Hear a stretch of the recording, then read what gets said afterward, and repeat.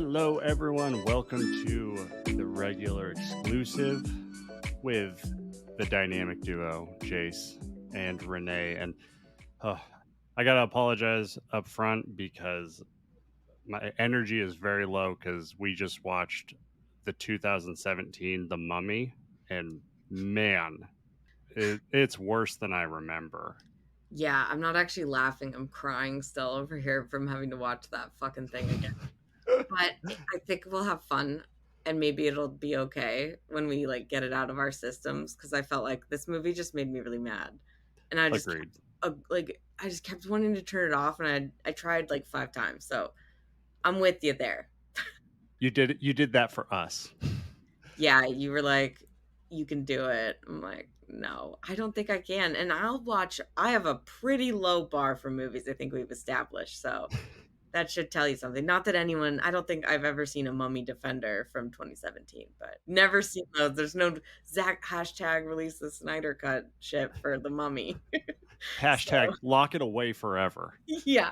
Can we actually all have eternal sunshine of the spotless mind like that thing like erase our memories? Yeah, but I think you're right. I think we're gonna have a real fun time shooting on that movie. I It's think gonna it'll be be fun. healthy for us. I need it. But yeah, hello everyone. Welcome to the show. Oh man. Well, we should talk about other things that we actually enjoyed watching. Yes, actually, that would be wonderful because I think I will unfortunately have a lot to say about the mummy, but whatever. We have two mummies today. But before that, what have you been up to this week? What you been watching? Anything good, bad, in between?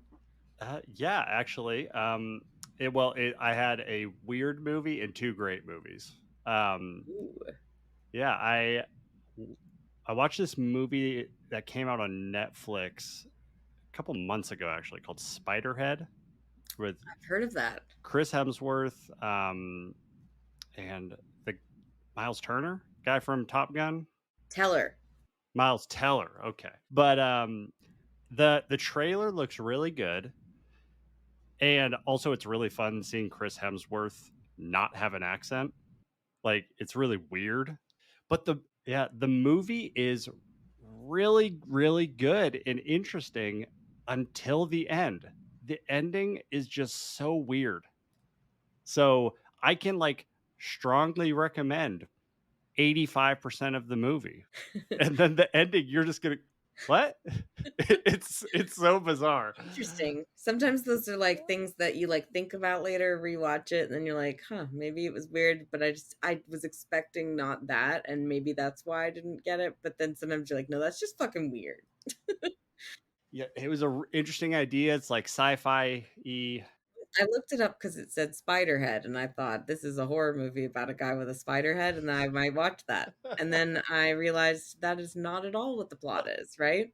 I don't even know what it is about, but when I tuned out as soon as I heard it's not a guy with a spider head, because that's a movie I would watch. Yeah. It'd be horrifying, but I'd watch it. But what is this actually about? Because I don't think I ever found that out.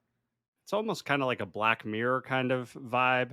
It's a prison where the prisoners have this like implant in their back, and Chris Hemsworth runs this prison, and they can control like these uh, these drugs that are administered that make you essentially feel different emotions.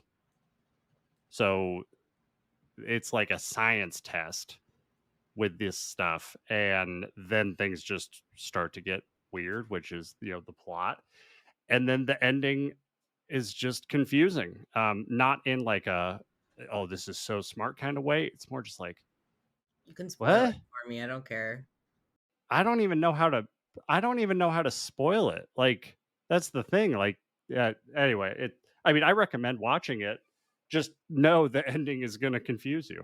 Um Perfect. yeah, it was just weird. I've never like experienced a movie I feel like that I was like really into the whole thing until the very end, and then I was just like, "Huh?" It was odd. Sarah watched it with me, and she had the exact same response. Like, well, that took a weird turn. Um, but then I watched a classic, 40-Year-Old Virgin. Oh Just yeah. it needed to pick me up. And It's like just the best movie. Like it's so fun. It's just a great rewatch for sure. we're eventually going to do an episode on the 40-year-old virgin. I mean, we kind of have to, just for the fact that it is one of the most defining moments in cinema history. Like, The Office might not be a thing without that movie. That's TV history, but I know, correct. but everyone in the world has seen The Office and they Yeah. love it. Can you imagine a world without The Office? No, it'd be a bleak, horrible hellscape. No way. That's are you kidding? Yeah, and then the other thing I watched, hadn't rewatched it in a while, so it was great. Crazy Stupid Love. Ah, Steve Carell, is that the connecting thread why you I went to guess that so, movie? unintentionally. Crazy Stupid Love is so good. Like, It's really Ry good. and, like, Ryan Gosling, it's such a great role for him because, like, he normally plays, like, a super serious character, and in this, he's hilarious. He's so funny. Him and Emma Stone, I'm just like, can they I mean, they're so perfect together every time that they are like a couple. They just are great. They have such good Mhm. chemistry and they're funny too. Like they're just perfect. And I would never have imagined that Ryan Gosling and Steve Carell have comedic chemistry, but, like, they're so funny. When they go shopping and he says something like, "Well, how about we just go to Target?" And he just slaps him. He's like, "Be better." Or it's the Gap. He slaps, "Be better than the Gap." Yeah. I mean, that whole movie is just so good, and it's one of those crazy movies that has like a twist in it that you're just like, holy shit, that was not the movie that I thought I signed up for. Yeah. Oh, and then, Marisa Tomei, Heat Check. She's amazing. Marisa, whoa, But what's that? It's Marissa. Marisa? I Yeah. don't know. You never saw the Seinfeld episode where George is like trying to date, like because she's like super into like really short bald guys. So he's trying to date Marissa Tomei. Yeah, and like he finally misses her call, and he's always like Marissa Tomei. It's really funny. Anyway, Oh, man. Well, what have you been watching? I watched all new things this week, except for one was a rewatch. But the most recent I put at the top because I was beyond thrilled to watch this was Beast, the new movie with Idris Elba and the lion. Oh, you went and saw that? Oh no, I bought it on my Prime. Oh It was my available to gosh. rent or buy for like $4 more. So I just was like 25 bucks. Yeah, I'm getting my money back. I'm like, this is a great movie. I already know it's gonna be. I love a good creature feature. Like that's just all I need to know about that movie is it's Idris Elba against a lion. Like it's just perfect. It's like it's great. It was like Cujo, but with a giant fucking lion. And Idris Elba fucking takes the lion on one at the end. He's fucking throwing punches. I mean, that lion's like fucking destroying him, but man, it is a wonderful movie. And it has the guy from what's that? Fucking District 9. Oh, yeah, yeah. Yeah, the main guy from that, he's like their tour guide or whatever, and I just always love to see him. I think he's just great. I really Oh, enjoy whenever he pops up because I thought he was so good in District 9. he's amazing in The A-Team with Liam Neeson and Bradley Cooper. I thought you were gonna be sarcastic. I never saw that. Everyone said it Oh, was total shit. it's so good. Really? It's so good. I watched it a couple months ago and it's so funny. It's highest of recommendations. Wow. Okay. Well, Like, it's a good time movie. Like, yeah. if you go in expecting an Oscar, like, that's on you. It's a Believe me, that is not what I go in expecting nowadays or in general because I just feel like you're just gonna be upset all the time. Like, a, why a not U- just expect nothing?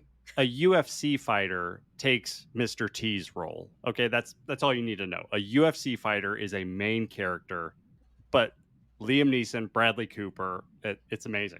Yeah, I mean, I fucking love Bradley Cooper and everything. I don't care. I'll watch him and whatever. But yeah, that I'll check it out. That sounds like a fun watch.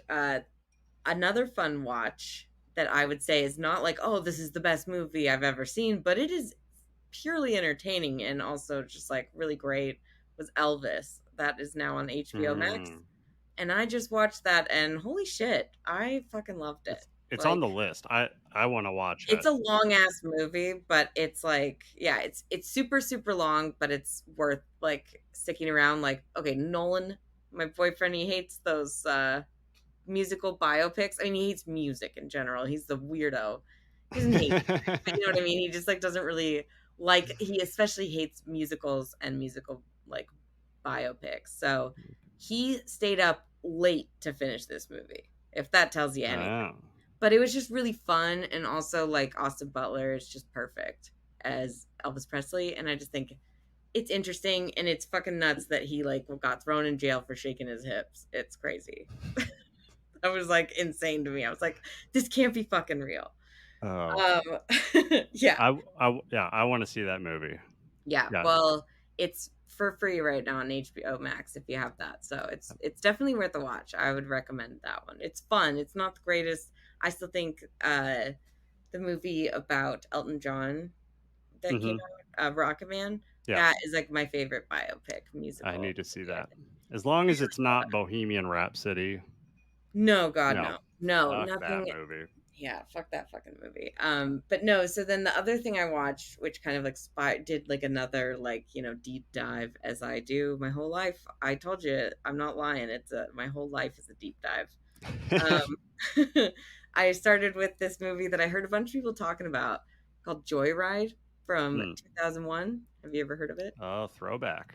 Yeah, it was a on the road horror movie with like a truck driver, CB radio, and they pissed this guy off whose name is Rusty Nail, and then he like comes after him. Classic.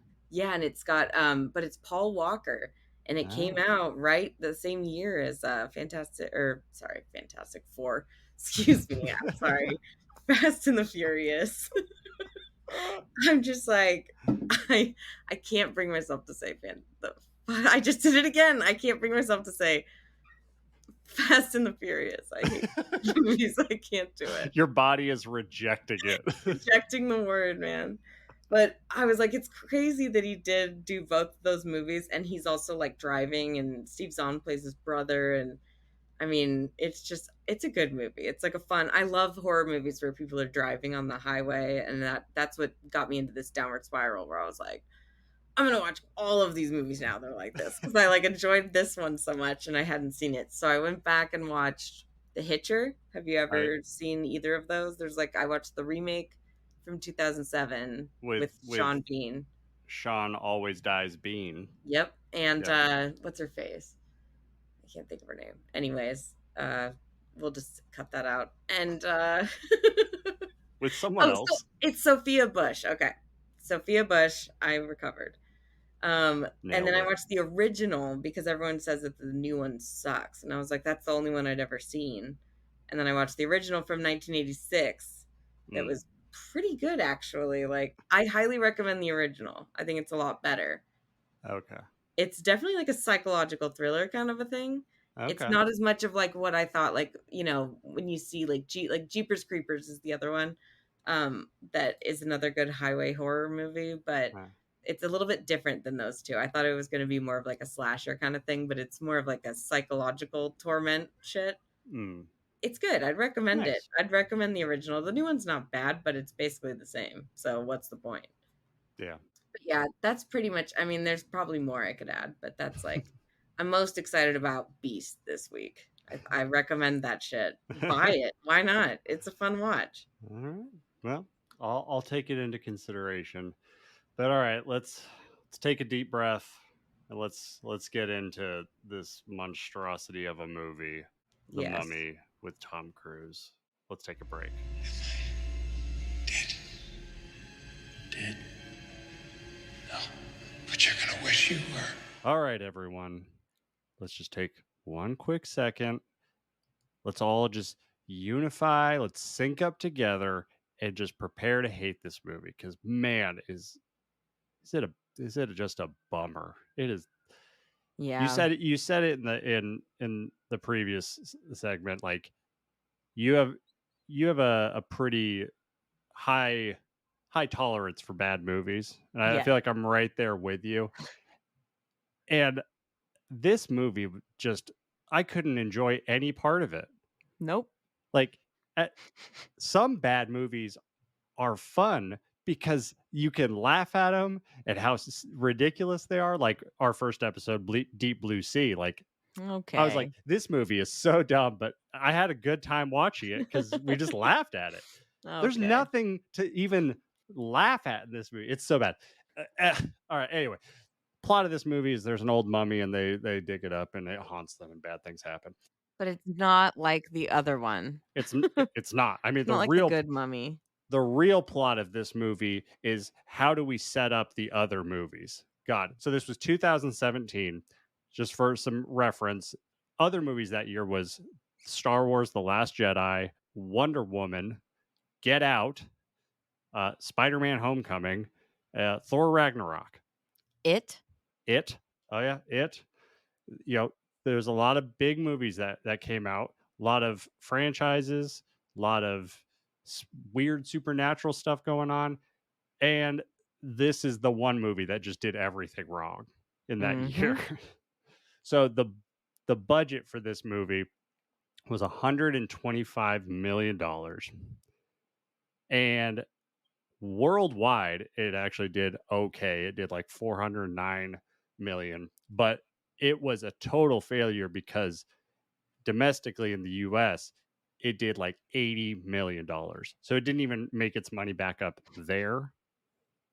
Just the Yeah. whole US is just like, nope, we're not here for this. We love Brendan Fraser. We're out.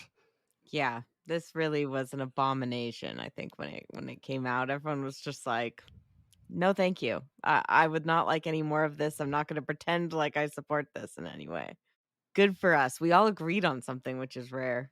It's just yeah, it's just universal getting greedy and they're like, we need a franchise. Everybody's doing it. Let's do one. Why not? How hard could Yeah. it be? Justice League totally didn't come out this year also in bomb. Exactly. It's like you can have the greatest cast imaginable, but if you have a shit fucking movie, no one cares. And shit characters that, yeah, sure, you're relying on us liking the old versions, but I mean, those were a long ass time ago. I think people are going to be holding you up to a higher standard with these movies. And Yeah. even me at my low standard, I'm upset. Oh, it's so bad. Renee, I was gonna ask you. So I mean, this movie was they were setting this movie up to set up an entire universe. Cinematic universe. That idea died with this movie. Is this the movie the biggest failure? I mean, yeah, I feel like because it was like had such stakes that they were writing on, and because they had already announced it before they did anything with it. It was like, Yeah. Marvel started with I mean, they started with other stuff, but like when Iron Man came out, then they were like, okay, now we're gonna do this, right? Or like Mm, they maybe teased something in a post credit. I don't remember. yeah. But I have a feeling that they did not set up half of the fucking world building that this movie tried to do and failed. Because sure, these characters are cool, but like give me the Stephen King cinematic universe. That has some good shit to it. These characters, it's like I mean, I didn't watch the oldest ones where they all interacted, but I mean, I can't imagine that this is going to be a great idea. I'm very happy that this was canceled, although very bummed that we don't get to see Johnny Depp as the Invisible Man. I know we wouldn't technically see his face the whole time, but man, I think he would kill it no matter what. So that Yeah. was kind of a bummer, but That's not surprising coming from you that I know you would I love assume him. that. But I think it's like they had Javier Bardem cast as Frankenstein the Mhm. monster, and then Angelina Jolie was going to be the bride of Frankenstein, and it was going to be directed by I think Bill Condon, who directed Beauty and the Beast, and but Yeah. did not end up happening. That one got canceled pretty much right after this one. Like it was really quick and swift. They just shut down all of it, and they just were like, no. It was, like, almost immediate. Like, I Yeah. remember there being, like, a Vanity Fair, like There was this whole photoshopped image of all of them together. None of them were in the same place, which is yeah, hilarious. They couldn't even get the cast together. yeah, then it's just like, "Nope, we're done with that." And, yeah, like, Yeah. they already had other movies planned, like, Creature of the Black Lagoon, The Yep. Wolfman, Van Helsing, Dracula, and then I guess some movie called Dark Army, which was gonna be the Avengers, where they all come together, Mhm. I guess. Like, this is, like, the ultimate example of putting the cart before the horse, like 100%. Banking on a cinematic universe before you've even like established that anybody wants that or even likes what the fuck you're doing. Lord of the Rings or Harry Potter, Game of Thrones. It's like they started and it wasn't like the HBO was like, Game of Thrones, let's give you 8 seasons right off the bat. It's like, no, we'll give them one. We'll see what happens. You wait and see what people fucking think before you start building a cinematic universe. Because, I mean, I granted they all just canceled everything before it really started, it sounds like. But I'm actually really happy with the reason or the fact that it ended right away and that they were able to then workshop with Blumhouse they partnered with them on the horror movies or the horror characters that they were going to use. So The Yeah, Invisible Man in that was 2020, good. which was incredible. I loved it. It was such a cool, different twist of like what you think that story would be. And we're also getting the upcoming like horror comedy Renfield, which is about uh Dracula's assistant, and Nick Cage is playing Dracula, and it's Mm, amazing. I'm in. And then we are also getting The Wolfman starring Ryan Gosling, so but yeah, I think overall, I'm just, like, happy that this whole thing was I mean, if they were in any way gonna be close to the quality of this movie, this is a very good thing that Tom Cruise was let loose and ruined this movie for everyone. Yeah, it's a real like they're a phoenix is coming out of the ashes with them not doing this whole universe thing. Yeah, they really, like, were able to recover, which is cool. I mean, like, I can't think of another place that's, like or another thing that's tried to start and just fucked it up so Yeah, quick with one movie. I mean, usually it's like they at least do a few. it's it's funny to me how it seems like they forgot how to do ensemble like large cast movies. Like I'm the first two things that pop up to my head that just like, hey, from the very beginning, we have a large cast and we establish all the characters and it works is Lord of the Rings. Mhm. Like they nail it. They don't need an individual movie for all of them. And then also like Ocean's 11 Yeah. and also Exactly. like Ocean's 8. Like Yeah. they have these big casts Game of and Thrones. they develop all the characters. Totally. It's like you don't need to build up to it. It's like, did we just forget how to do that, or maybe that's just how exceptional those movies are? I mean, yeah, I think it's also, like, the people who are putting that shit together, right? Because like, the whole thing I think before we get into anything, I was just gonna tell you how I think we should maybe go about this movie. Okay, please do because I have no idea how we should approach this monster dumpster fire. Yeah, we might just end up yelling at each other for a long time and not even, like, mad at each other, but just, like, screaming at a wall, like, in an insane asylum kind of yelling. So, I was thinking to avoid that, although that might be entertaining, is, like, I have a general question, and I figured there's, like, a few categories that would maybe cover all of the aspects of the movie. So we can just kind of get it out of our system. So my question is, like, what is the worst thing about this movie? Because I think we can both agree it's just awful in every way. So there's gonna be, like, a few things I think that stand out, and we can talk about which of those we can talk about each of them, and then maybe which one is the worst. What really ruins the movie. I love it. So you're just saying we just list all the things we hate about this movie. I'm in. Okay, I mean, basically, yeah, but we're gonna make it fun and categorized, if that works.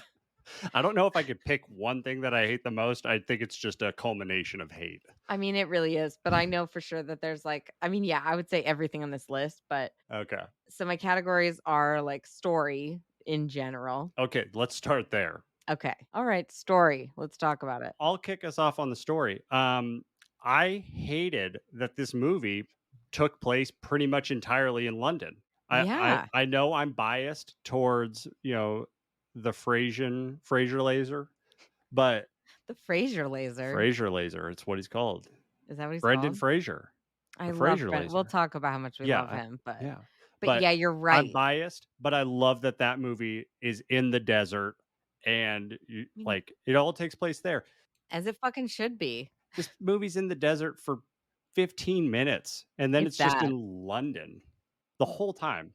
I hated it. It's because of the universe building that they're doing in that, trying to bring in Jacqueline Hyde and, "Oh, he's only in London, so how do we work that into the story?" It's like, this should be a story about a fucking mummy, first off, and the mummy's, like, barely in the movie, Yeah. which the story just makes no goddamn sense, and it's not even like it's like a shitty fucking version of the 1999, the Mummy, because they do dig up a mummy and it causes havoc, and there's a whole thing, and there's an attempt to sacrifice. So like those are like 3 points that I would say, sure, that it's there, but then it's just populated with different tones and weird things and Tom Cruise and, It's just like, too much of it. It's just all a mixed pot of shit that I don't wanna see.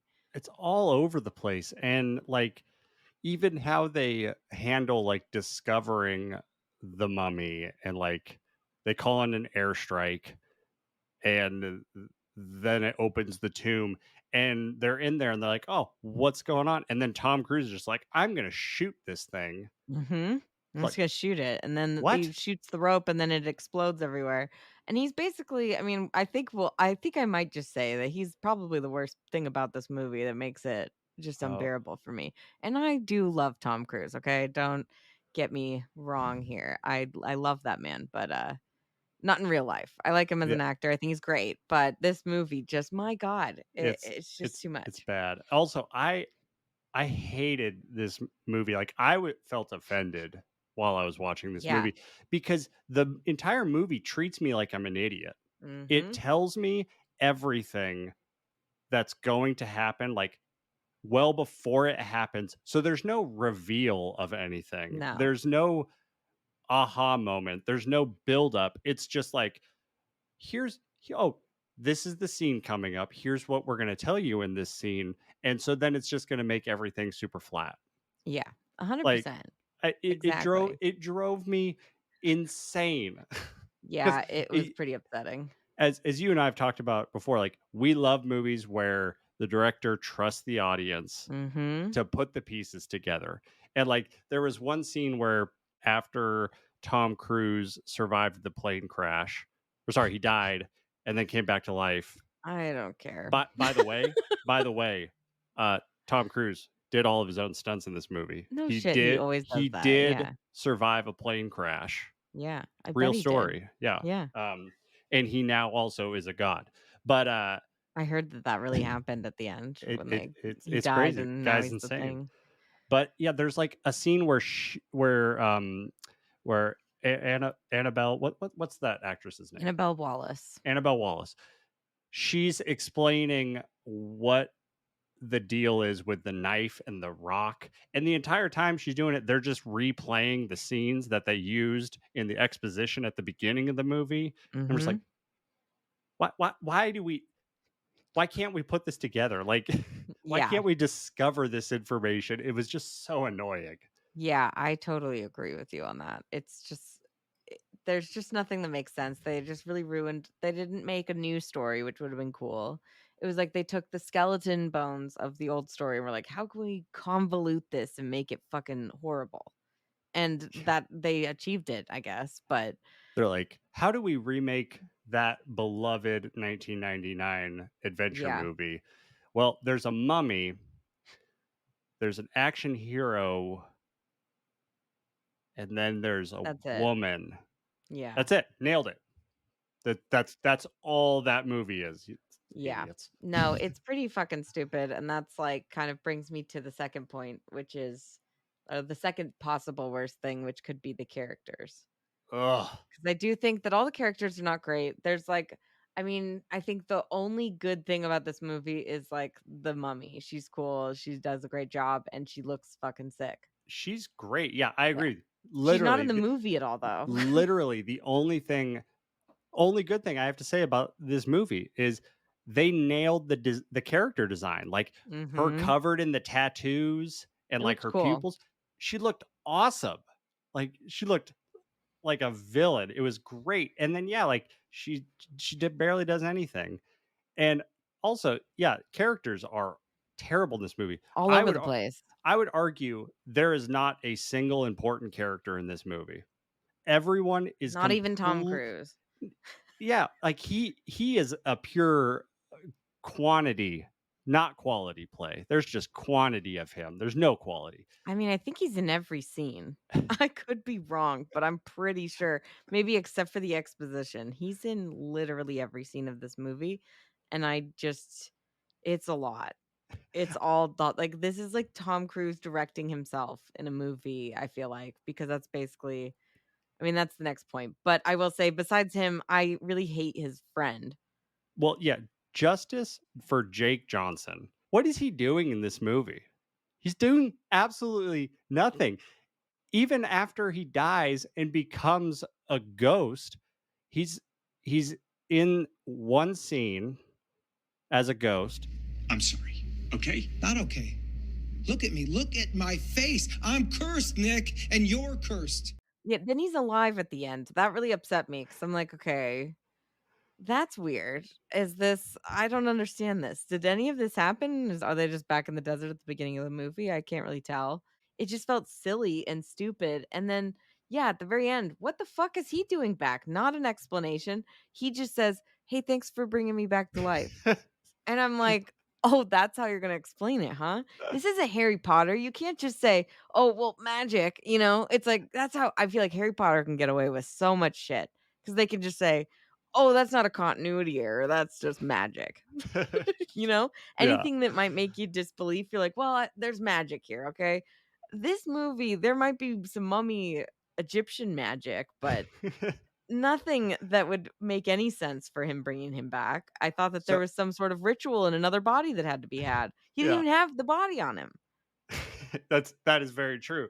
Yeah. He could still be a ghost, though. I guess we don't know. I guess he's just not a zombie ghost anymore. So I have I have a theory that there is a ton of Jake Johnson film that was cut from this movie because Tom Cruise invited Jake Johnson to train with him at his private facility for all of the stunts that they were going to do. And I'm like, you mean the opening bit?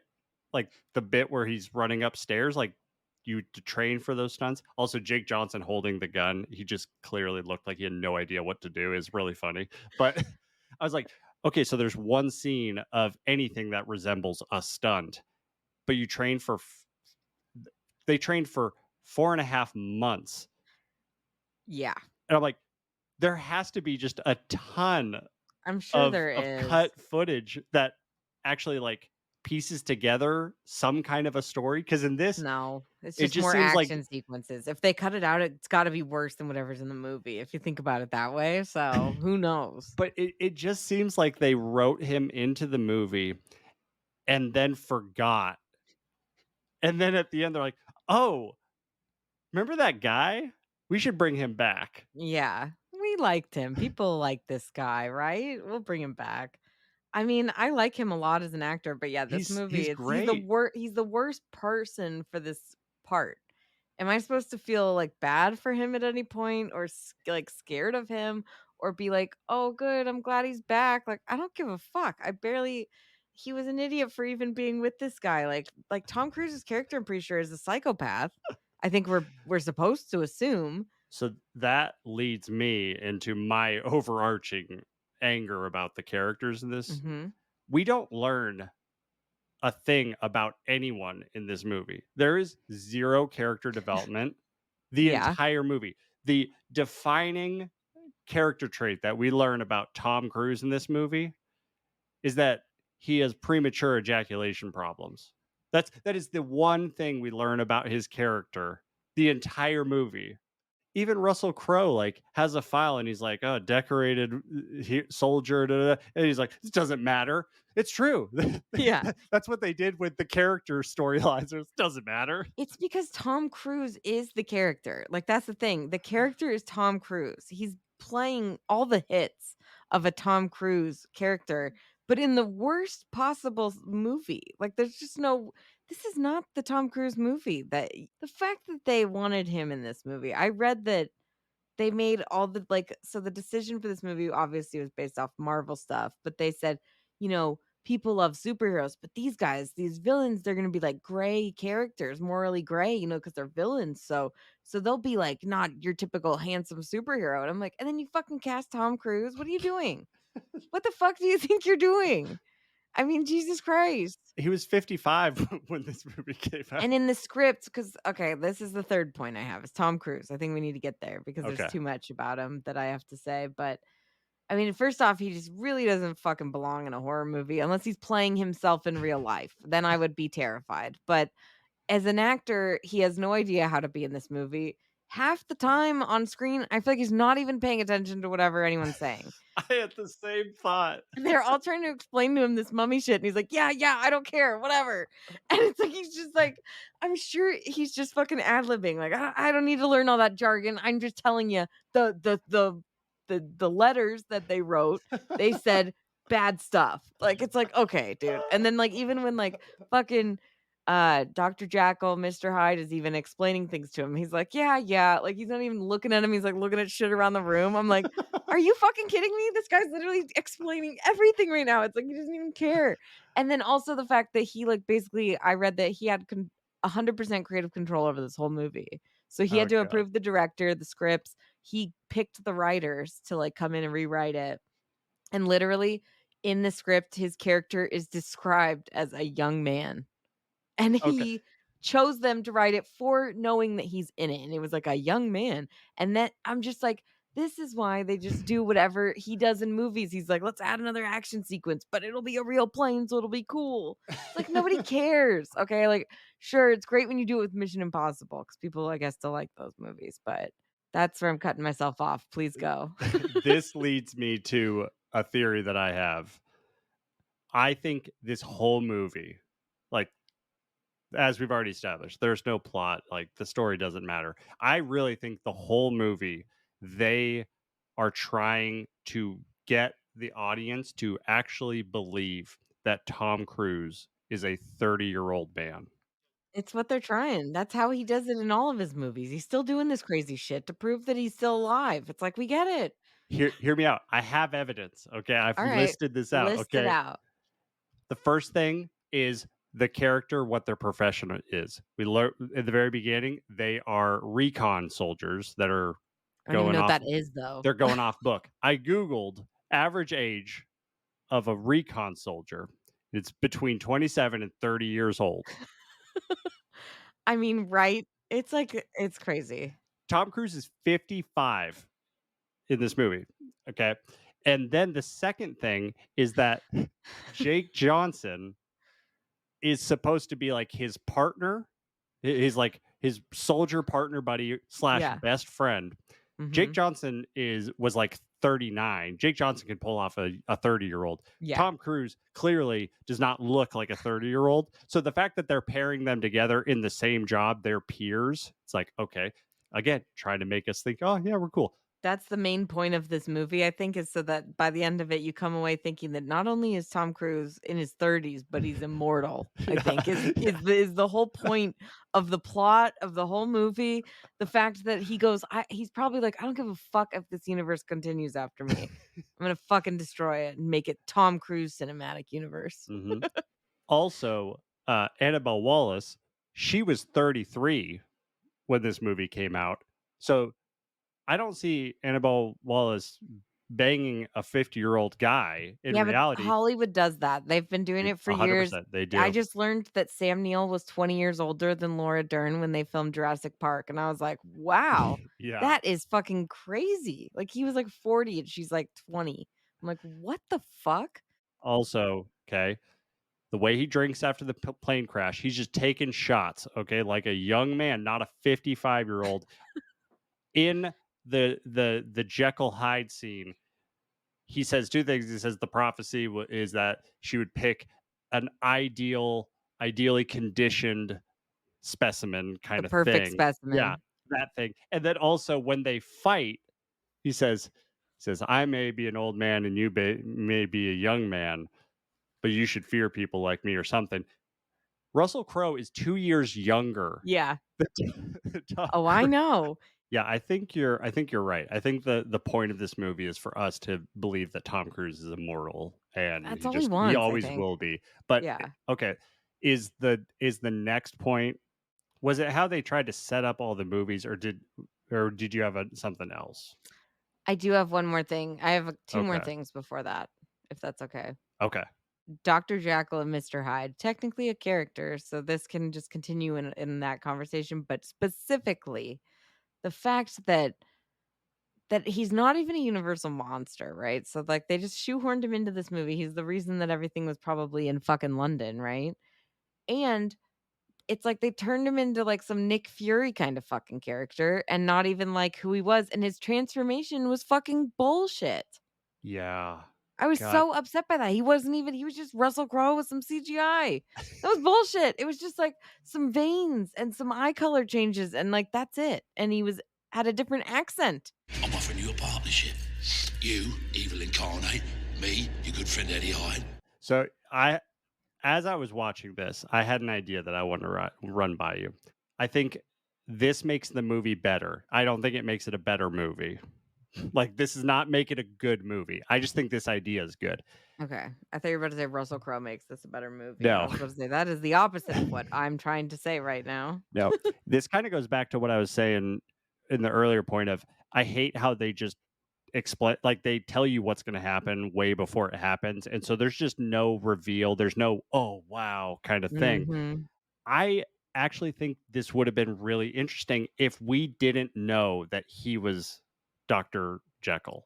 Yeah. If they kept everything the same, but they took out any part where he's like Dr. Jekyll, or when he puts his hand on the scanner and so it shows Dr. Like, if they just cut that out and we as the audience are like, what's up with this dude?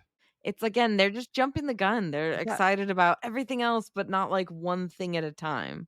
Even if the movie kind of sucks, it would have been cool if at like the end of that scene, like the last scene that you see of Dr. Jekyll, like they fight and they stabs him. If you saw something Mhm. that said Dr. Jekyll Yeah. or something like that, that would have been like, oh, I didn't know this was Yeah. a thing. And then they went on and finished the movie. That would have been a cool tease. But the fact that they tell you the moment that you get there, hey, this is Dr. Jekyll. It's like, Yeah. well, I don't know what to do with that. Now this is just now I know what's going on. Nothing is interesting. But if I didn't know and I'm like, why is he injecting himself with this stuff? Why is he like twitching? And like it would have been interesting. And maybe I would have been like, is this Dr. Jekyll and Mr. Hyde? Like, huh. But the fact that they just tell you there's just no interest anymore. I'm just like, oh. Yeah. But yeah, it's just so much connected. Like, yeah, they just tried to set up 20 different movies. Mhm. It's like, Without even thinking about this first one. yeah, I'm like, you guys haven't even set up the plot for this movie. Like, what? That's what I'm saying. It's like they didn't make Nick Fury the second main character or third main character in fucking Iron Man. He was like a post-credit scene. Yeah, they teased him. Yeah, they teased him, exactly. So that whole part of it, and then I think that leads into my final point, which is just that none of this is scary. Nothing about this Agreed. is scary, and Agreed. that's besides the Tom Cruise of it all. I mean, I think they go hand in like, Tom they go Cruise is together. terrifying in real life. Well, he's terrifying in real life. Again, he would be great in a documentary, it'd be horrifying. But in this movie, it's like he's just not the person that you wanna see in a fucking superhero. Or sorry, he's a superhero character that, like, I wouldn't wanna see him in a horror movie, and even if, like I think without him, maybe they could have made it a little scarier. He probably, like, wanted to it sounds like he wanted this to be, like, an adventure action movie when it's really more of, like, a adventure horror movie. You know? There should be a lot of good scares. That's the problem with this movie is that they just can't figure out the tone. Like, there's all It's all these over like the place. random like comedy like jokes that are Yeah. supposed to happen in weird moments. And it's just like, what? Awkward. Yeah, and then it's like they butcher a fucking scene with a bunch of spiders that is not even scary, and you'd think, "How the fuck do you waste that opportunity?" Spiders are universally people are like, "Yeah, those things look fucking terrifying when they scurry and shit," and I was just like, "Eh, whatever." I mean, the 1999 Mummy is like a pure action adventure with some scares Horror. in it. It's like a horror adventure, I would say. That's scarier. But like that movie balances tone 100 Perfectly. times better than Yeah. this movie. This movie, honestly, they should have just like committed to it being a horror movie because the Mummy was terrifying. Her design was awesome. Yeah.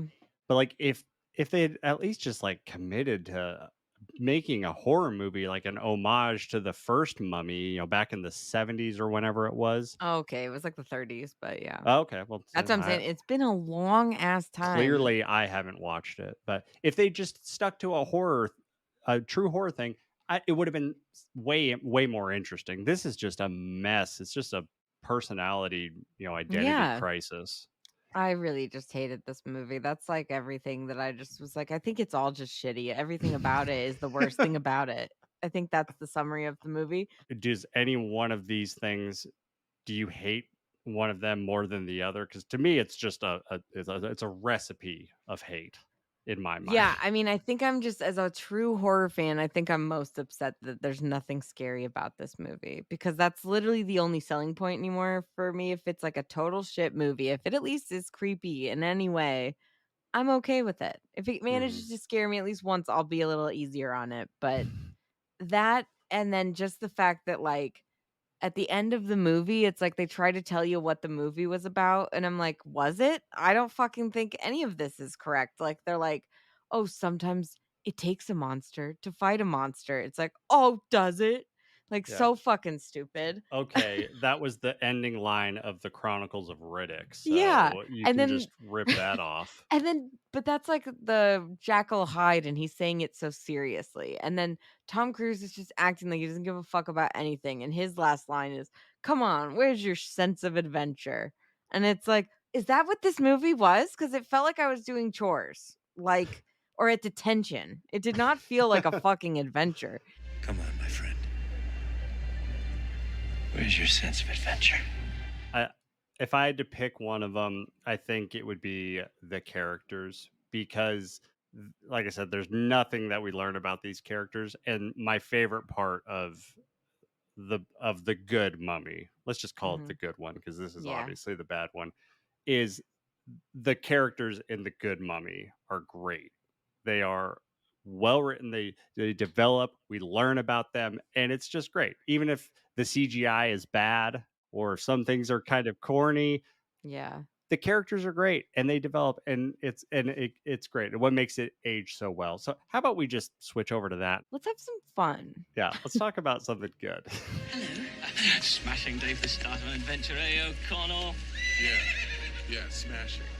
All right, let's talk about the good mummy, the one that's worth rewatching, the one that brings joy to so many people, not the one that just gives us a headache. We're talking about the 1999 Mummy with Brendan Fraser, Rachel Wise. Is it Weisz or Wise? Wise, Wise. Okay, I I don't know. think.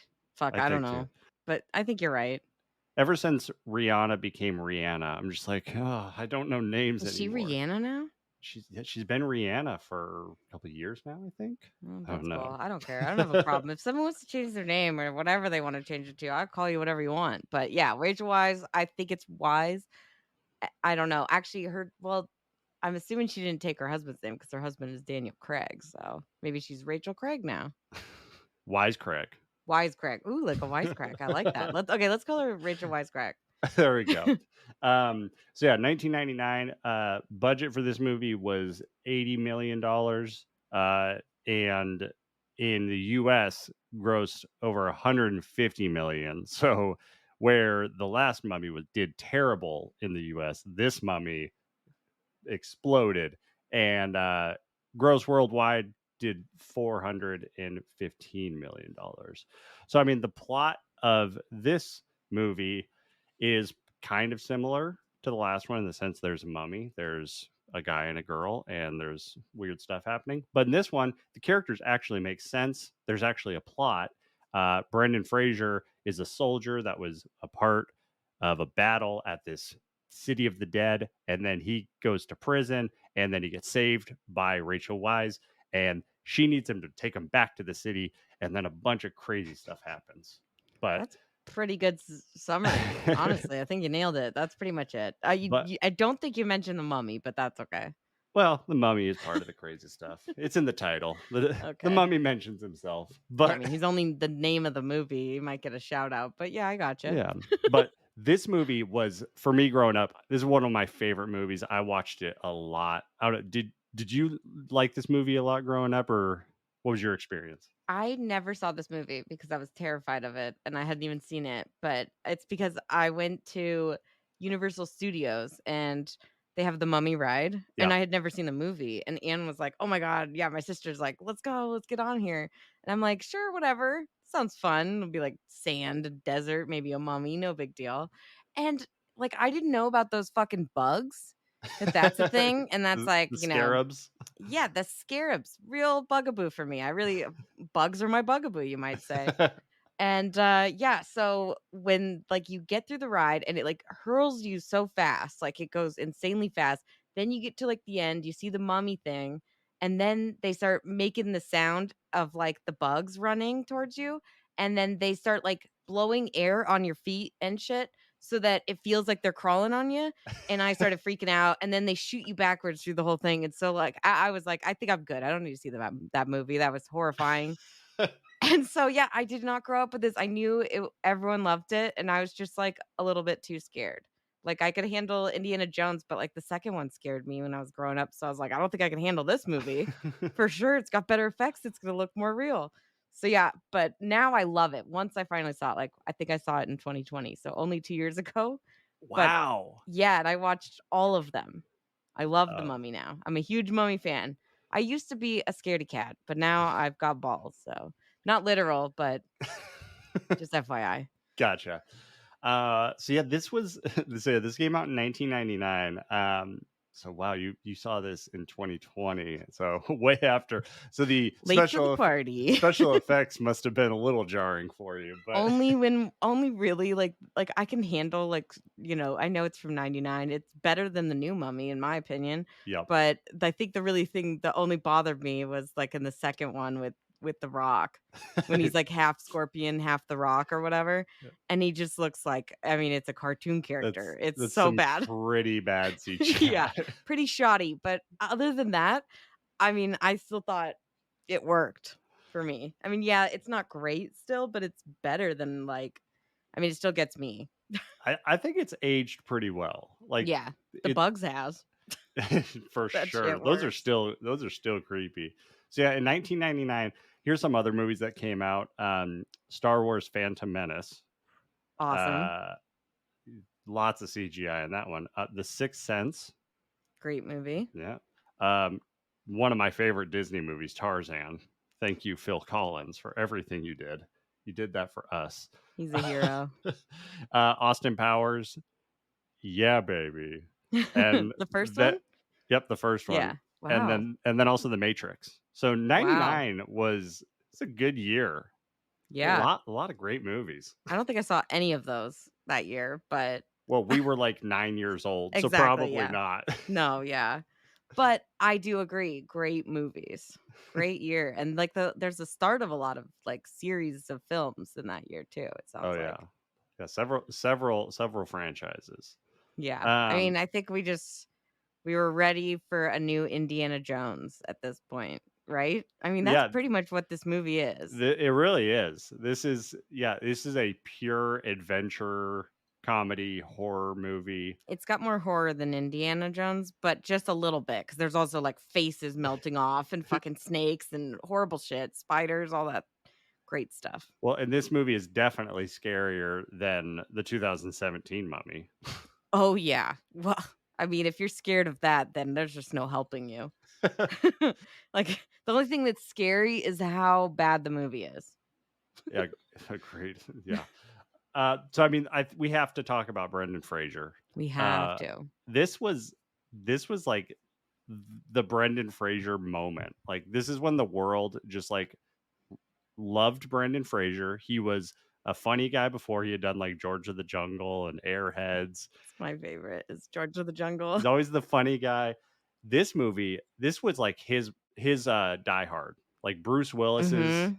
action hero life started with Die Hard. This was Yeah. his Die Hard. This is when he became a hot guy action hero. Me Oh and yeah. Sarah were watching this, and she's like, "God, Brendan Fraser's hot." I'm like, "I know." He's Yeah, a babe. watch him in George of the Jungle. He's literally wearing a loincloth the entire movie, and he has long hair, and he's just fucking gorgeous. Everything about him, he's perfect. And he's also like just so you just always root for him. He's just so like got this positive, like kind of carefree, goofy vibe that I love. He's Yeah, perfect. He's great for this movie. Like he is I guess kind of like Harrison Ford. Like he can carry this and has the right like romance, but also adventure action guy kind of mix.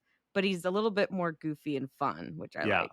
he really balances the action hero and the comedy. Totally. Like one of my favorite lines is when they're on the boat and the boat's getting attacked and then it gets set on fire, and then they're like jumping off the boat and the guy's like, What are you going to do? What are you going to do? Right here. I'll go get help. Right. and then he just jumps off the boat. God, he just gets a lot of really good lines in this movie, he's just, and those like little, funny, he's very funny. And I don't know if I think he was funny in George of the Jungle personally, but Yeah. I feel like this movie, he was really able to just like go with it. Like when the mummy like screams at him, he like screams back at it.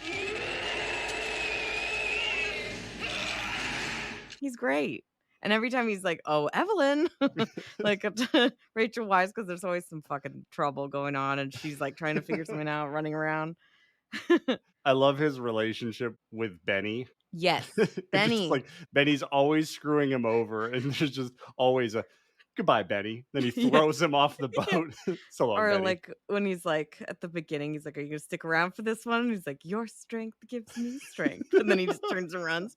That guy, so his name is Kevin J. O'Connor, and he is in every single one of this director's movies. Oh, And really? yeah, we could talk about him in a minute, but I want to circle back to him because he's fucking excellent in every single one, and he's really funny and always weird. Let's just go right into it. Yeah, we can come back to Brendan Brendan Fraser. Fraser. Okay. I mean, I love Brendan Fraser. Don't get me wrong. I could gush about him all day, but We can't do a whole podcast about the Fraser laser. I mean, one time we should, though. I think people would be here for it right now, especially.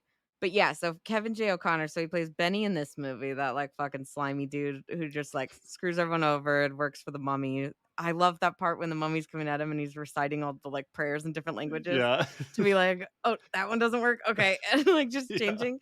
He's in Van Helsing, which is also directed by Stephen Sommers, and he plays Igor, which I didn't recognize him at first because like the makeup, Yeah. and he's wearing this whole like creature look kind of. That's the perfect role for him. It literally is, and he's such like a funny jackass in that too. He's like always screwing everyone over too. And then he's also in Deep Rising, which I hadn't seen until recently, and it's like underwater tentacle creature attacking a boat, a cruise ship, and a bunch of dudes, and he's in that, and he's fucking hilarious in that as well. He's great. I love him. He's a really good, I just enjoy that he's in all of these movies, and he's always somebody that like, even if he's playing a total asshole, I still enjoy him being in the movie. He's still funny. You know what I mean? So you said that the director did this and Van Helsing? Mm-hmm. Oh, man, why didn't this guy just end up doing the monster universe? I don't know, because he also like the both ending of those both these movies are great. Yeah, and then the ending of Deep Rising, which I was like, what the fuck? They like end up on an island, and spoiler alert, they hear like King Kong in the trees. So he was like setting up a King Kong sequel, starting the MonsterVerse before that was cool. I mean, I think Deep Rising came out in 98 too. So this was like at least like Wow. 7 years before fucking Peter Jackson made his. So This guy was ready for franchises before franchises. I mean, right? He literally was. He had plans for like Van Helsing 2 and 3, and fucking for some reason people didn't want that. I still want it. I don't care how old Hugh Jackman gets. Give me some more Van Helsing. I don't get why people hate Van Helsing. That's a fun movie. It's like the best. I mean, just for the fact that it incorporates Dracula, the Frankenstein monster, and werewolves all into one story, and it works. Yeah. It's fucking incredible. I mean, great. He should be in charge of any monster movie ever. I love this guy. He does great like action horror. I think that's like his sweet spot, because the 2 mummies that he did are great, and then yeah, Deep Rising is Has similar. he done anything recently? Not for a while, but he did G.I. Joe Rise of Cobra in 2009, and then Odd Thomas 2013. Oh. Yeah, and so pretty much it looks like after Van Helsing, for some fucking reason, things just were not great for him, which is Bummer. so bizarre. Bummer. Yeah, I don't know, but I would say like wherever you are, Stephen Sommers, give us your King Kong, give us your Mummy 5, give us like fucking another ocean horror movie, whatever you want to do. Van Helsing 3, 2, 5, all of them. I'll take it anything. I love this guy. He's got a really fun vibe. Yeah. Yeah, he's a good time. So then let's go back to Brendan Fraser. Yeah, okay. So yeah, Brendan Fraser, this was his thing. He also did Blast from the Past this same year, which is I love another that great movie. Brendan Fraser. And then he did Bedazzled a couple of years later, which is another all-timer. Excellent movie. Him and Elizabeth Hurley are great in that movie, and his whole like thing where he is always making wishes to be different. And like I always love the really sensitive guy. He's Yeah. like on the beach and he always just cries at the sunset and he's like Yeah. can't stop crying and she's like, okay, like too emotional. It's so good. He's really great in that movie. Like all of the different parts he plays, he's excellent. He has such Yeah. range. I know it's like a joke kind of comedy movie, whatever, but he's excellent. Yeah. And then Brendan Fraser goes through a real rough patch. He does a series of not so great movies like Deadly Do Right, and then he had the weird thing happen where he was sexually assaulted by like was it like a studio head or It was someone at the HFPA, the Hollywood Foreign Press Association, and they like yeah, totally denied it, made him like they wanted him like to no one make. believed him. Well, yeah, and I don't think he made a statement about it officially until like the Me Too movement, and he was like ready to speak up Yeah, finally because he didn't know and he was scared and he didn't want to ruin his career, and it's just like really sad because yeah, like it clearly like it had a huge effect on him and yeah, it messed with his would. head a lot. And yeah, he just kind of stopped doing movies. Like the last like notable movie he did was Crash, Mm-hmm. which was like the same year that this happened. Mm-hmm. And then like yeah, he just kind of stopped doing movies. He was on like a couple like TV shows. He was on my favorite show, Scrubs, and he's my favorite guest Incredible. character on that Yeah. show. He plays Dr. Cox's brother-in-law, and he's amazing. But yeah, and then I think the last big movie he did was the Mummy, the third one. The dragon. Is that the title? The Yeah, like Mummy, the third one. the third The one. Tomb of the Dragon Emperor. I know what it is. I haven't seen it, but Yeah, then like he had done so much damage to his body over the years of like just constantly being in shape that he had to have like a spinal surgery that didn't take, and so he had to have the surgery again, God. and that just like wrecked him. And then that's when he like gained all of his weight. So if you've seen him like at any point in the last couple of years, like he looks completely different. It's Yeah. because of those surgeries. Then he got a really messy divorce and all this stuff, and so he's just been like run through I The don't know. worst of the worst, and it sucks because he's so wonderful and he seems like just the nicest guy that it's Yeah.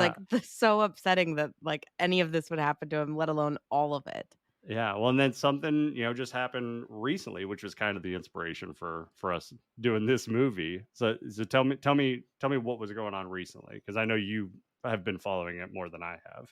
Yeah, I mean, it was just recently at the premiere of the Whale, which is the new movie that he's in. He's literally his comeback this year consists of a film, The Whale by Darren Aronofsky, and then he's also going to be in the new Martin Scorsese movie, The Killers of the Flower Moon with Leo DiCaprio. So he's just like coming back in swinging. Coming in But The hot. Whale just had its first premiere at a festival recently, and he got like a 10-minute or 6-minute whatever standing ovation, which I can't wrap my head around. I could never do that. I don't care. I would Just leave. stand there for 6 minutes. 6 minutes? Oh my God. One round of applause. 1 minute would be too long. I would feel, and he's just so adorable.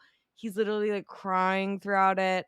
And all these videos are going around, and then he does that little like, oh shucks, like kick, and he's just like so cute, and he like bows. I mean, it's just adorable. And I love how everybody's just like obsessed with him again and like so happy for him. And I still think my favorite tweet though that I saw recently with all of this was I'm sure Brendan Fraser really loves that we're all treating him like a 3-legged dog. But it's like, look at him go, he's back, he's doing so good. I'm just so happy for him. I saw a video and it was like him being interviewed on like TikTok or something, and it was like this young girl that was like interviewing him, and she was like saying the whole internet loves you. We are so happy that you are back, that you're going to be in roles. Like, we are so excited. Like, you have support. And like, he starts crying I on know. I that saw that interview. And too. it's just It's like, so adorable. oh, just can't not love this guy. I mean, God, I mean, even if they kept the new Mummy as is, if they had replaced Tom Cruise with Brendan Fraser, I think I still would have enjoyed it a Oh, lot. people would have gone back just to see, just to Yeah, see that, I think. that's what I'm saying. And I'm just so into everything that he's doing and all of his movies. I've always loved him. I don't think there's a movie where I've been like, fuck him. Like, he's great in Yeah, everything. I always just, I'm so happy that he's having a big moment again. And hopefully things are taking a positive turn. Because if anyone fucking deserves it, it's Brendan fucking Fraser. it is. Brendan motherfucking Fraser. Fraser Laser. Fraser Laser. I love him. But yeah, and He's the I best. also think he has great chemistry with Rachel Weisz. That so good. So Especially good. so wait, hold on, real quick. What order did you watch these in? Did you make you made the mistake? Yeah, I watched this one. I watched the 1999 Mummy, and then I watched immediately afterwards the 2018 or whenever the fuck that came out, 2017 Mummy, and it was just the worst. I was like, I feel like I have to like get mouthwash to like get this taste out of my mouth of this fucking movie. I had to watch like 5 movies just to make myself feel better. That is the worst because you start off on such a high and then you just bring Ugh. yourself I down. was like, I think I'm gonna just have to go back and watch The Mummy again, which I did, like the 1999 again, and I just feel so much better.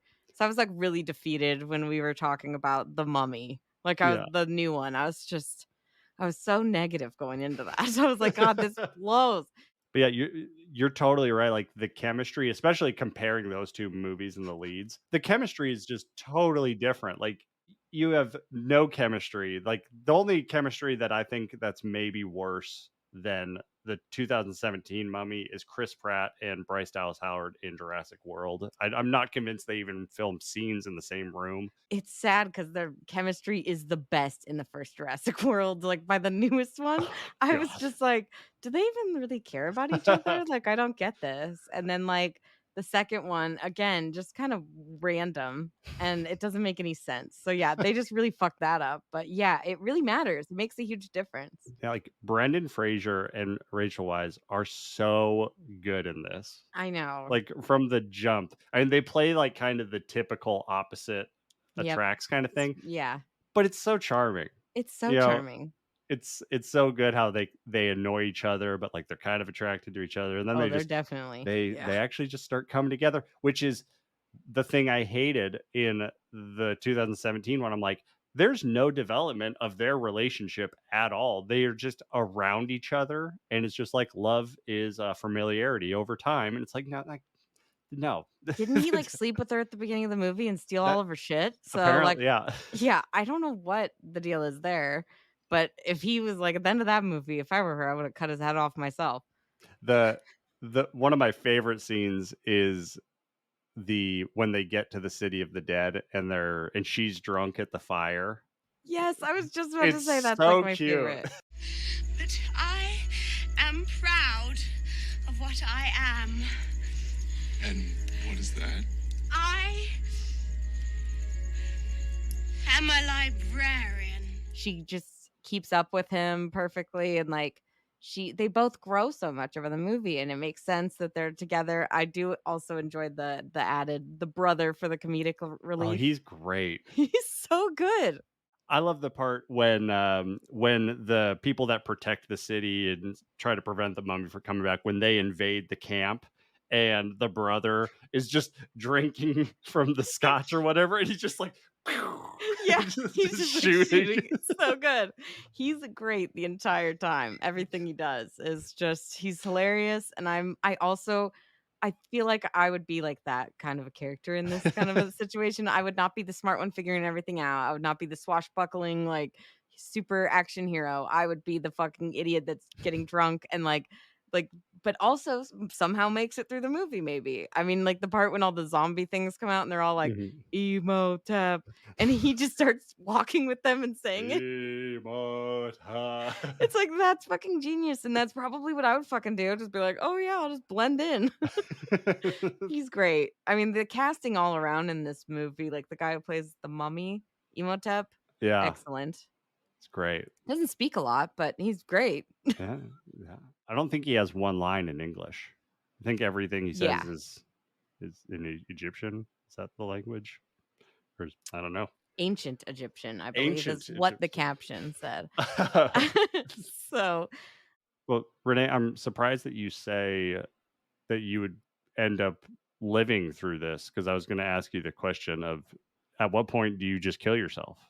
In yeah. horror movies, that's your go-to. I mean, So I'm not going in the tomb or wherever the fuck they're going digging for shit. There's just no way. I don't care what gold is in there. I will stay outside and hide. And like that's what I would do. I would be that, but then I wouldn't be there. No one would bring me on a trip like this. I serve no purpose. I don't pickpocket important keys from people like the brother at least does. But if I was to be there by some fucking chance or like, accidentally someone picked me instead of somebody else, then I would probably be the brother. But also, yeah, I wouldn't get into these scenarios. I don't think I would just try and ditch at every the point. the moment you saw one of the scarabs is probably I mean, that guy also, yeah, I wouldn't also do what that guy does who was the first to die with the bugs. And he's yeah. like, oh, I hate bugs. It's like, don't ever say what you don't like in a horror movie. Are you kidding? That's like the number one like rule for me is like, you never say, oh man, what my thing that I hate is this. Cause that's what's going to fucking kill you 20 minutes into the movie. I swear to God, it happens every time. You never say what you're afraid of. Well, and the way that guy dies is gnarly. I mean, like the Yeah. whole seeing the bug like crawl Crawling. through him, Yep. that's creepy. But then it going in his head and then him running into the wall, like Yeah. It he's was like, upsetting. woof, oof. It was extremely upsetting. That is why I did not watch this movie for so long, and I finally was like, "Okay, maybe I can handle it," and that part still scared the shit out of me because I don't like it at all. That's a nightmare that I didn't know. Again, I'm finding new nightmares all the time, things that are gonna be my new worst fear, and that's definitely up there. I didn't know that was a thing. Are there bugs that can fucking do that? Because gross, if that's a real fucking thing. Well, then the second time it happens with the brother, we get one of Brendan Fraser's most badass moments where Yeah. he sees it crawling up and he just pulls out the butterfly knife and then just pops it out. I know, It's and like, then shoots it. Like it's yeah. a fucking bug and he shoots it. I've always wanted to like shoot a spider.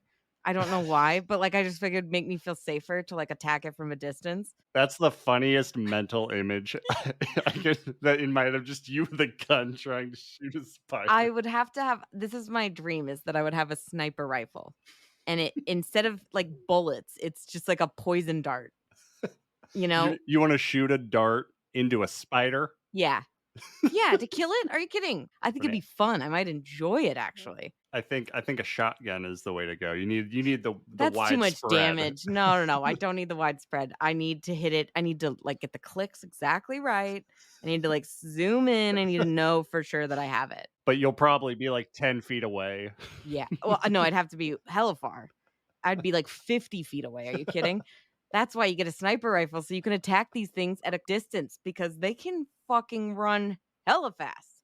So just saying, yeah, the bugs in this movie, I'm not about it. Well, and then the other badass moment of Brendan Fraser. Like there's a lot of badass moments, but like there's two moments that in my head are just like top The tier most badass.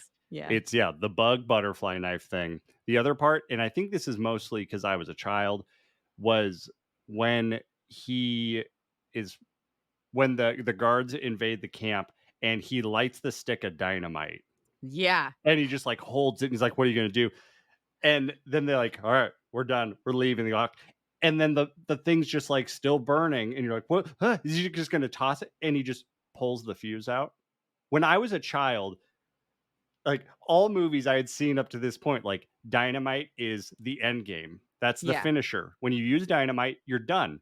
So to see someone casually neutralize dynamite, my mind was blown. I'm like, What? That's what I'm saying. He keeps his calm the whole time, like no big deal. Same with the fucking bug when he gets the beetle out, and I'm like, the other guy's like, "Oh god, don't do that." But I'd be like, "Yeah, okay, do it though, because gross."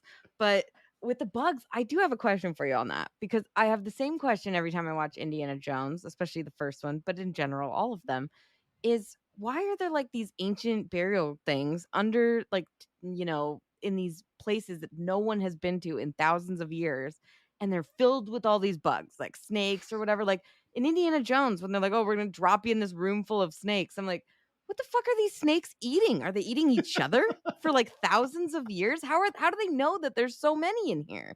Like these guys put them in here and like put a spell on them to make them live forever? Like what the fuck? Same with these beetles.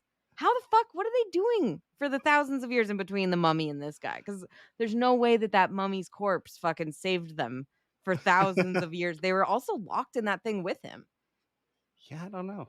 right? It's my biggest question whenever I watch one of these movies with all these traps and shit. I'm like, this was set thousands of years ago, right? How the fuck are these things still alive?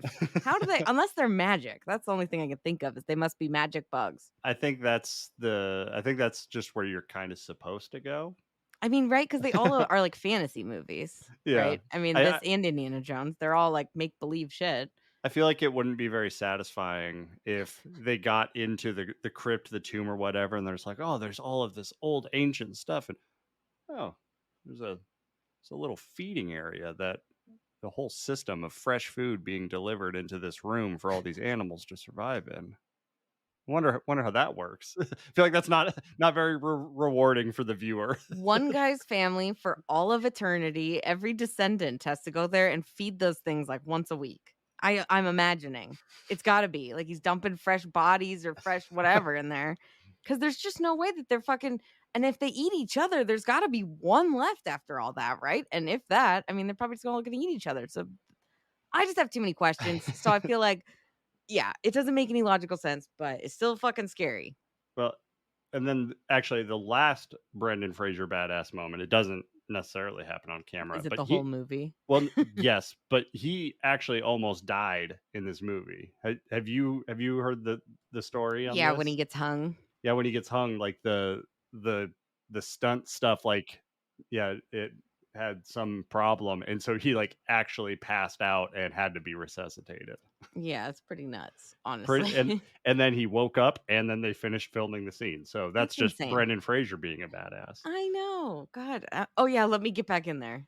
I'm sure you guys figured it out for round 2, right? Right? Yeah. How are you going to know that I'm not just acting though? That's the thing. I would never want to act like in a life-threatening scenario because if something bad happens, you're like nobody's going to do anything because they're going to think I'm screaming because it's actually like for the part. But no. Yeah. What's the safety word in an acting situation? Pineapple. Yeah, exactly. And if you're being choked, like hung, how the fuck is he going to say anything? Yeah. He's not going to be able to. He's going to have to just say like this. And it's like, are you acting or what? Are you calling cut? The thing I did not remember rewatching it is when they do the hanging scene, like, and they drop him, like, you see it's a stunt person, obviously, but like, you see somebody drop and like Mhm. hit the bottom. And I'm like, how did they do that stunt? It's the same. I learned this probably from, well, I'm sure it's probably not exactly the same, but you know, the Robert Downey Jr. Sherlock Holmes one, Uh, movie. no, I don't remember.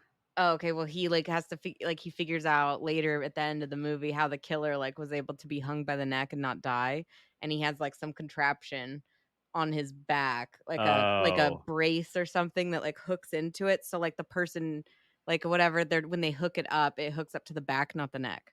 gotcha. Okay. So 'Cause, yeah, that's like, what's really supporting you versus your neck. So yeah, it does look like that, but it's probably gotcha. something similar, I would imagine. Okay. Cause yeah, like when I saw it, I was like, there was no cuts. I was like, whoa, whoa. Yeah, did they just fucking kill a guy for a movie? I mean, Jesus. So, I mean, the last thing that I kind of wanted to talk about was really the CGI. The CGI obviously looks dated, but I thought it looked good. Like Yeah, not too bad, honestly. they did a lot of stuff practically, That makes a big and difference. so you can see the scenes where it's a lot of CGI, but like it's just like I don't know, like wide shots of like when the fireballs are raining down, like that whole thing is CGI. They're not mixing that in too much, Yeah. but like none of it really distracted me too much. No. And it's crazy how they did the practical effects with like the sandstorm with like his face in it. Like that's practical. That That was was his super face cool. blown up. I'm just kidding. That was definitely visual effects.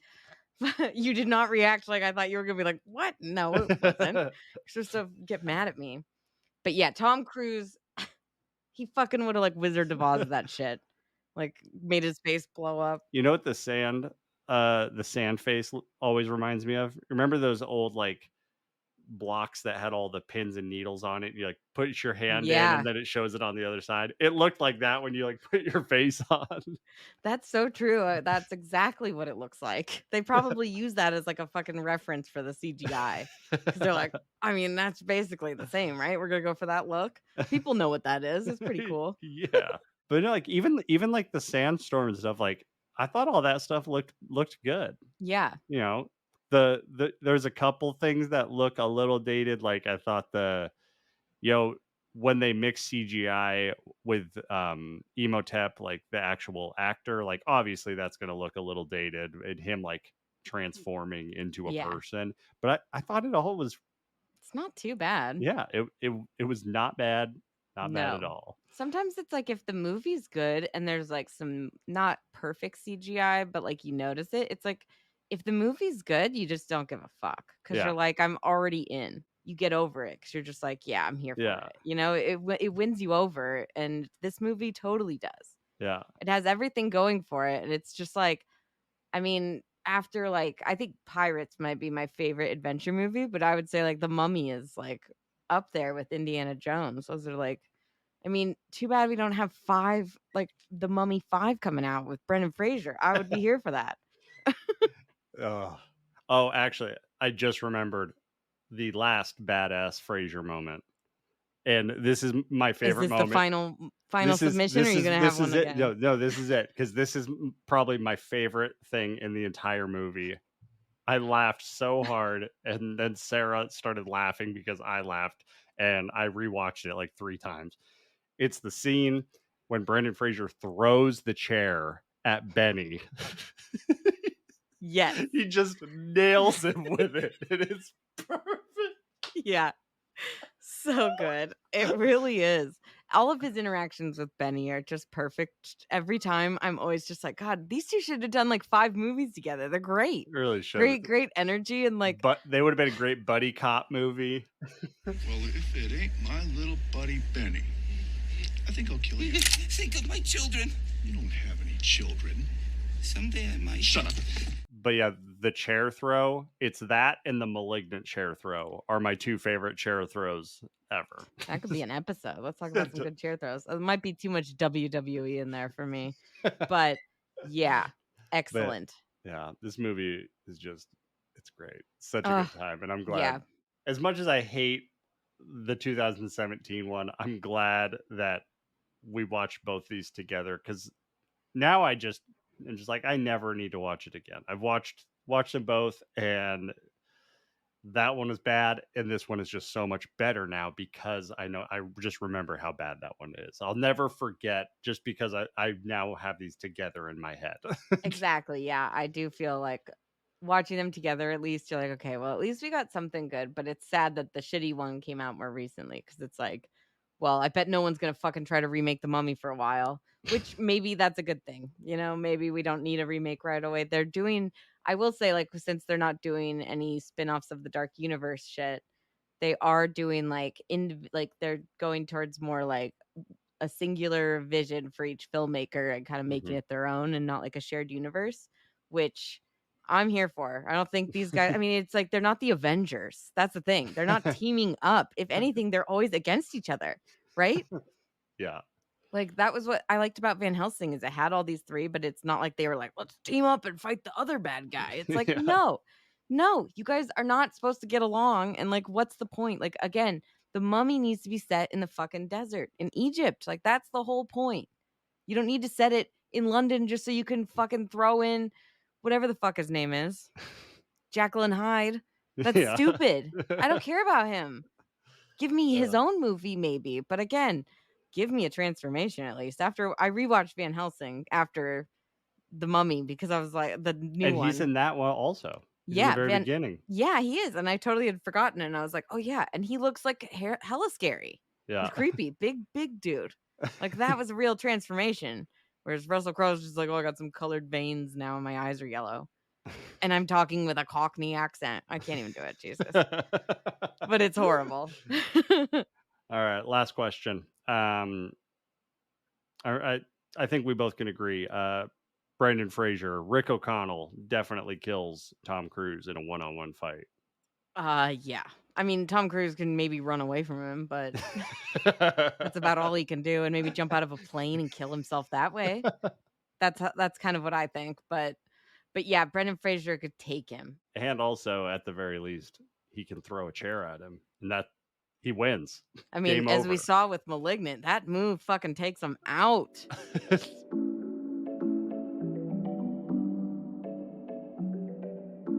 All right, everybody. Thanks for sticking around with this nice, just long discussion about a good mummy and a bad mummy. I think I'm glad we ended on the good note. An awful mummy. The worst kind of mummy. Put it back in the coffin. Sarcophagus. Yeah, I agree. Let's just pretend we never talked about it. But I'm glad nobody had anything positive to say at least. So, anyways, next week. Yeah, what are we doing next week?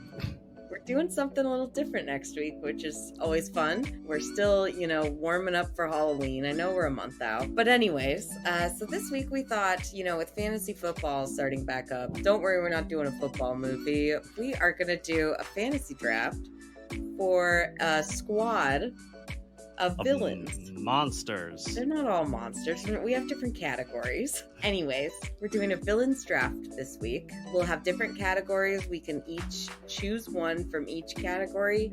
And once we have drafted our teams, we will then present our strategies as to how each team would obliterate the other one. Fight to the death. Yeah, it's pretty fun. And you're going down. Yeah, okay, well. I have a feeling that I will be the winner. Once we present our strategies, then we're going to be looking to all of you, the listeners. We will be asking you to tell us who you think was the real winner. Obviously, we're going to each pick ourselves. So, I think it's really obvious that I will have won, but, I'd love to hear what everybody thinks. And so we'll give you the details on how that'll all work for voting, but we're really excited to share that with you. It was a real fun time recording it. Yeah, it's gonna be a good time. Just mixing it up, Exactly. Who doesn't love some good horror villains? Exactly. Just a good little appetizer before October. Exactly. I mean, then officially for everybody else in the world, spooky season starts, not just for the creeps. So going down. Well, in the meantime, everyone, freshen up on your favorite monster movies, and we'll talk to you next week. But in the meantime, do all the social media things. Follow us in all the places. Like and subscribe, and give us a 5-star rating if you really like us. If you don't, I guess you can rate us too, but we'd prefer those 5 stars, guys. So rate us wherever you listen to your podcasts. All the places. But till next week, everyone, take care of yourself. And the regular exclusive out. Stay spooky.